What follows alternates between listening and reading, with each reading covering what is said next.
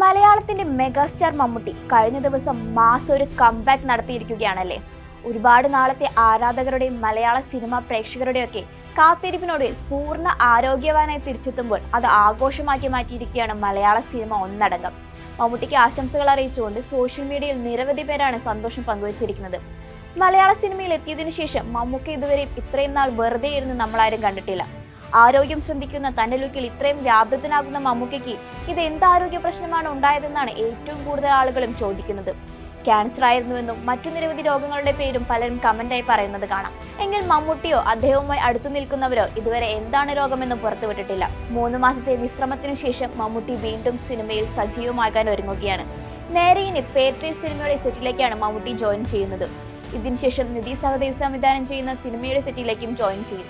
ഇതിനെല്ലാം പുറമെ കളങ്കാവലാണ് മമ്മൂട്ടിയുടേതായി പുറത്തിറങ്ങാനിരിക്കുന്ന മലയാള സിനിമ.